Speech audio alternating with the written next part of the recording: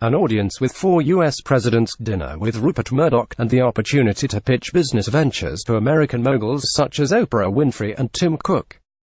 These are but some of the high-profile meetings on a leaked itinerary of Crown Prince Mohammed bin Salman's whirlwind 3-week, 7-city trip to the U.S. as the heir to the Saudi throne endeavors to sell an image of an evolving regime in an effort to pique interest in political and economic investment in Riyadh. A lunch menu for Donald Trump's working lunch with Crown Prince Mohammed bin Salman of Saudi Arabia in the Oval Office at the White House on the 20th of March. Photographed UPI Barcroft images. The marathon sprint has already seen bin Salman receive a warm welcome from Donald Trump at the White House.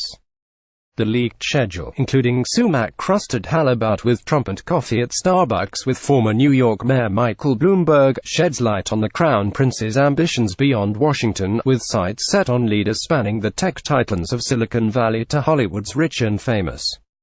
As well as Trump, Bill Clinton, George W. Bush and George H. W. Bush were all thought to be meeting with him. The 32-year-old prince was appointed as heir to the Saudi throne by his father, King Salman, in June last year, and has since been regarded as the country's de facto leader. He has fashioned himself as a reformer, vowing to modernize Saudi Arabia's staunchly conservative regime. Among his pledges are to break down some of the strict social rules that have earned Saudi Arabia the reputation of one of the most oppressive regimes in the world.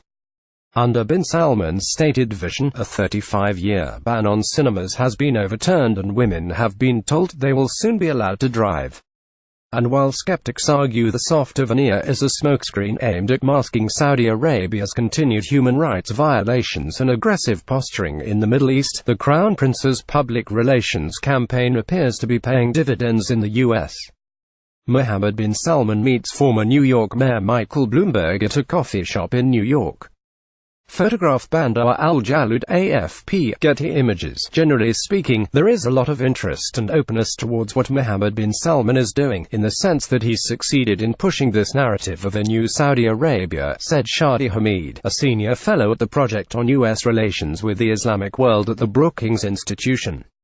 Americans have a soft spot for these simplistic messages of modernization, this idea that the backward Arabs are finally getting their act together. There's always going to be an audience for it regardless of its authenticity. Indeed, bin Salman's charm offensive comes against the backdrop of heightened scrutiny over Saudi Arabia's projection of power in an increasingly fragmented Middle East.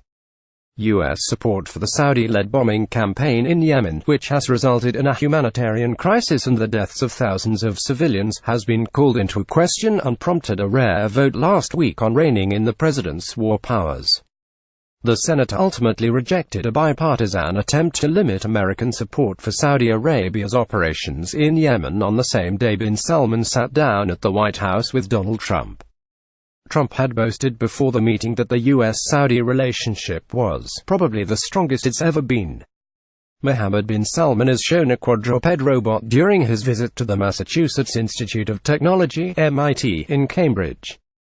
Photograph Bandar al-Jalud, AFP, Getty Images. Saudi Arabia is a very wealthy nation and they're going to give the United States some of that wealth, hopefully, in the form of jobs, in the form of the purchase of the finest military equipment anywhere in the world, Trump added. During the meeting, the two leaders also discussed the mutual opposition to the 2015 Iran nuclear accord. Trump has moved to decertify the landmark Joint Comprehensive Plan of Action (JCPOA) and is widely expected to reinstate sanctions on Tehran by a deadline of the 12th of May. National security veterans have urged the president not to terminate the deal, but recent changes to Trump's foreign policy team have elevated vocal Iran hawks to prominent positions.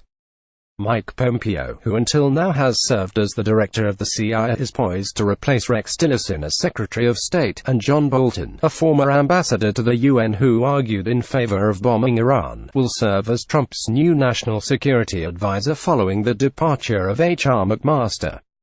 Tillerson and McMaster were said to be more sympathetic to preserving the agreement, which lifted certain international sanctions on Iran after its leaders agreed to roll back the country's nuclear program. During his visit, bin Salman has reiterated Saudi Arabia's fierce opposition to the JCPOA and issued a sharp warning that the failure to reimpose sanctions on Tehran could escalate into military conflict in the region. Mohammed bin Salman and the U.S. Speaker of the House, Paul Ryan, attend the Saudi-U.S. Partnership Gala event in Washington. Photograph Bandar al-Jalud, AFP, Getty Images. If we don't succeed in what we are trying to do, we will likely have war with Iran in 10 to 15 years. Bin Salman told the Wall Street Journal this week. In the interview, the Crown Prince also promised to lift more of the rigid societal restrictions that he said have prompted the country's own people to seek opportunity outside its borders. "We can't drag people to live in Saudi Arabia in an environment that is not competitive," he said. "The environment in Saudi Arabia is pushing even Saudis outside Saudi Arabia. That is one reason we want social reforms." Despite the lifting of some barriers, rigid rules remain in place that require women to obtain a male guardian's approval to acquire a passport, travel overseas or get married. In a rare rebuke of the Saudi kingdom, a United Nations panel of independent experts reported that more than 60 well-known activists, including journalists, clerics and academics, had been detained since last September. "This is an authoritarian regime that is becoming even more authoritarian, that has less and less tolerance for the most minimal dissent," said Hamid. Mohammed bin Salman Al Saud is welcomed by the U.S. Secretary of Defense, James Mattis, during his official visit to Washington. Photograph Anadolu Agency, Getty Images. Bin Salman has nonetheless solidified a close rapport with the Trump administration, particularly through the president's son-in-law, Jared Kushner, who has regularly traveled to Riyadh over the past 10 months. With Kushner by his side, the Crown Prince has sought to further strengthen the political and business ties forged amid Trump's visit to Saudi Arabia last year, which marked the first time the country was chosen for a U.S. president's maiden foreign trip. And although bin Salman was warned by regional advisors ahead of his trip to Washington to draw some distance between himself and Trump, because of the U.S. president's volatility and unpredictable nature, the mutual admiration between the two was on full display as they sat down in the Oval Office last week. After lavishing praise on the state of U.S.-Saudi relations, Trump turned to the young successor and said, "You're beyond the Crown Prince." Jared Kushner, the president's son-in-law, has built a close rapport with the Saudi Crown Prince. Photograph Pool, Getty Images.